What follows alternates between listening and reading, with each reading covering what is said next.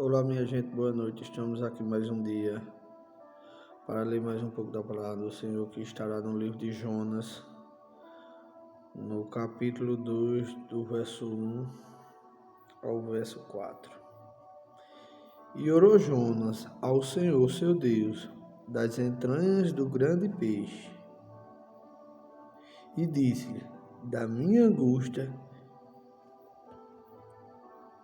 clamei ao Senhor, e ele me respondeu. Do ventre do inferno gritei, e tu ouviste a minha voz, porque tu me lançaste no profundo, no coração dos mares, e a corrente me cercou a todas as tuas ondas, e as tuas vagas têm passado por cima de mim. E eu disse: lançado estou diante dos teus olhos, todavia tornarei a ver o templo da tua santidade. Quanto mais a gente se aprofunda um pouco na Bíblia, a gente vê como grande é o poder de Deus, né? Você vê que os relatos bíblicos, ele mostra qual é a vontade de Deus, né? Que a vontade de Deus era que o Jonas fosse pregar sua palavra em Nínive. E Jonas quis fazer do jeito dele, né? Decidiu ir para Tarsis. E Deus, ele fez como um pequeno castigo, né? Ele não castigou Jonas à morte, mas ele castigou Jonas por não obedecer o seu mandato, né? A sua lei, o seu pedido. E ele fez com que uma tempestade atingisse o navio que Jonas estava. Mas ninguém entendia o que estava acontecendo, né? Que a tempestade não parava. Jogaram tudo que tinha no navio, que excedesse o peso para que o navio não afundasse. Aí, quando foi uma hora, um dos tripulantes do navio, do barco, da embarcação, percebeu que Jonas estava dormindo. Em meio a uma grande tempestade, veja como é o pecador, né? O pecado.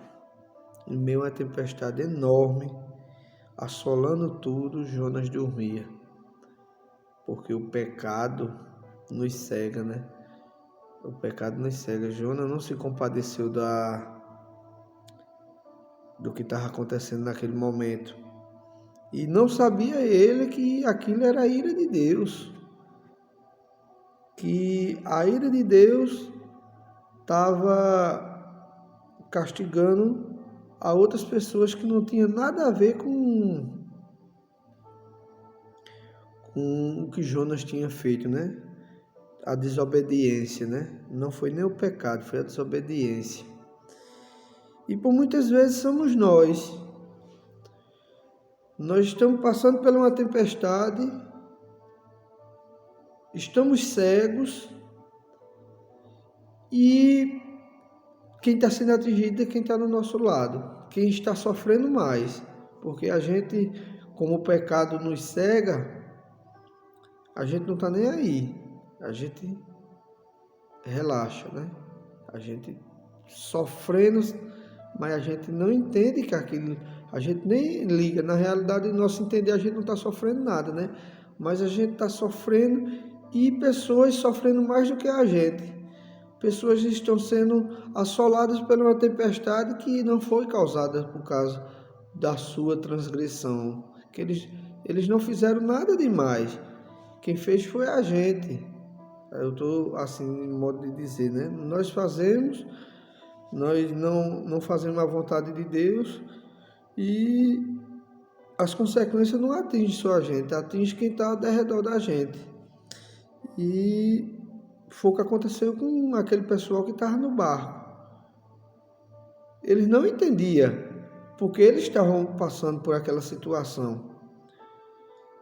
Mas alguém ali percebeu que o erro estava em Jonas. Aí, o que foi que fizeram?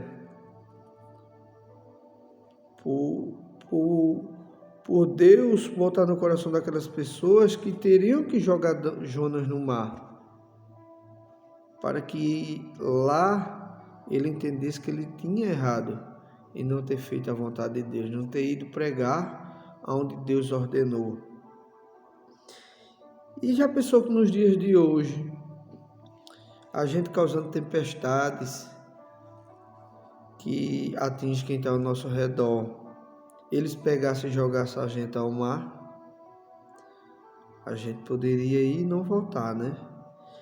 Mas Deus, por gostar muito de Jonas, ele deu uma segunda chance a Jonas. Ele colocou um grande peixe. Muitos falam que era uma baleia, que até tem as historinhas que era Jonas no ventre de uma baleia, e muitos dizem que era um grande peixe, que se torna a mesma coisa, né? Uma baleia é um peixe e é um mamífero, né?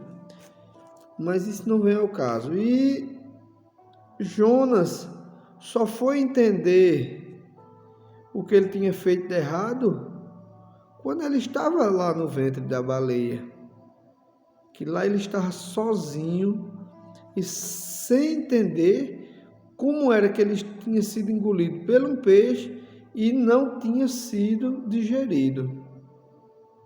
Aí foi quando ele orou a Deus com arrependimento, e Deus sentiu que ele estava de coração sincero, limpo.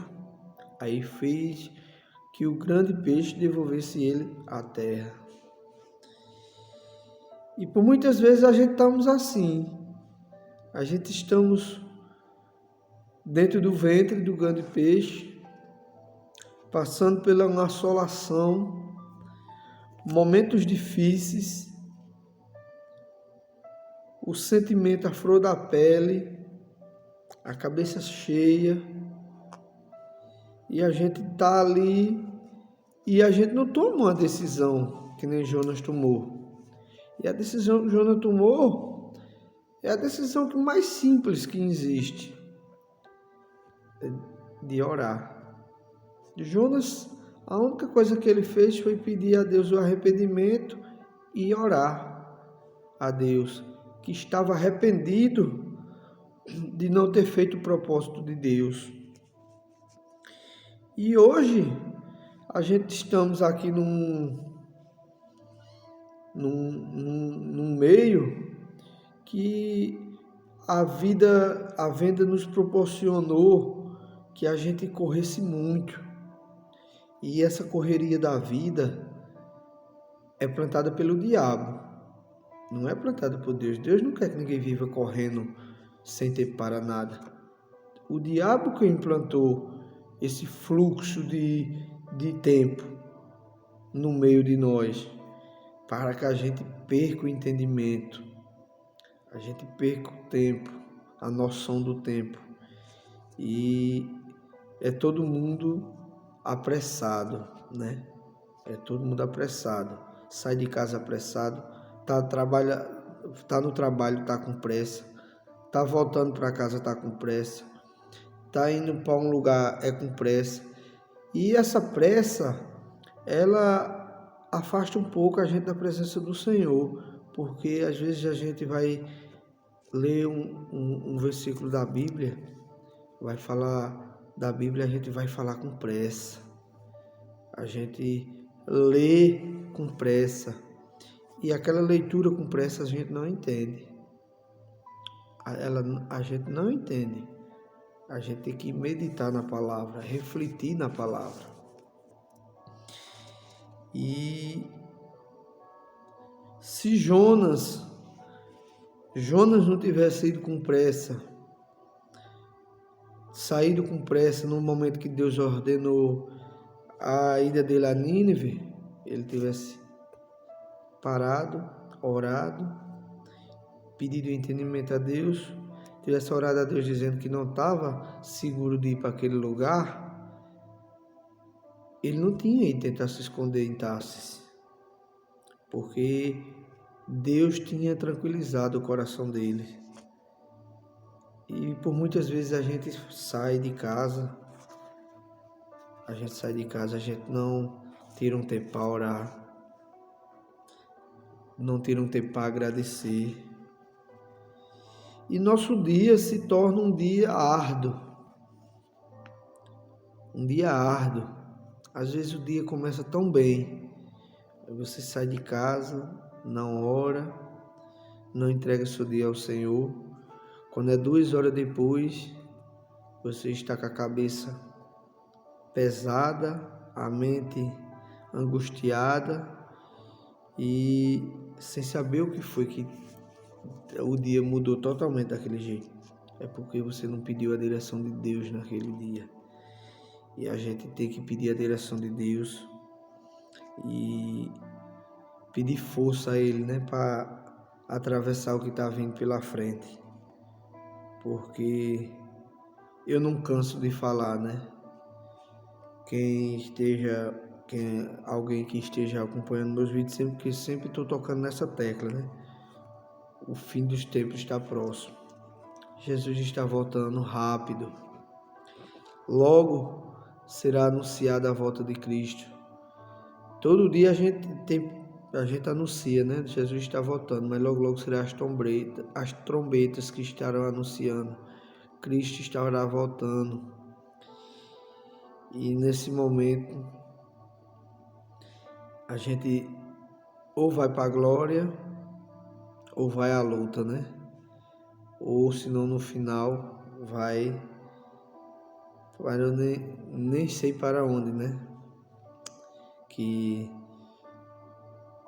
muitos dizem, né, que a gente vai direto para o inferno, mas eu creio que pela misericórdia de Deus, Jesus ainda ele vai interceder por nós, né? Porque muitos não vão ao céu por falta de entendimento. Esses aí, eu creio que vai ter uma segunda chance. E aqueles que não for e tem o entendimento, eu creio que eles já estão perdidos, né? Porque Deus não toma a inocência como pecado, né? Tem muitos que pecam, e não estou falando justificando pecado, mas muitos pecam por não ter o entendimento, por não conhecer a palavra, não conhecer a Cristo. E muitos pecam porque o pecado está plantado em si, né? Mas a gente pode se libertar. Deus liberta, né? Basta a gente se entregar e querer. E todo dia pedir a Ele perdão. Porque só em a gente acordar, a gente já estamos sujeitos a um dia de pecado, né? Agora aí tá no nosso querer, né? Se a gente vai passar o dia em santidade ou vai passar o dia em pecado, né? Isso aí é o livre-arbítrio, né? Que Deus deixou. Deus é tão bom que Ele não força ninguém a nada. Ele deu o livre-arbítrio, porque a gente faz o que quer, a hora que quer, e as consequências vêm depois, né? E as consequências é fruto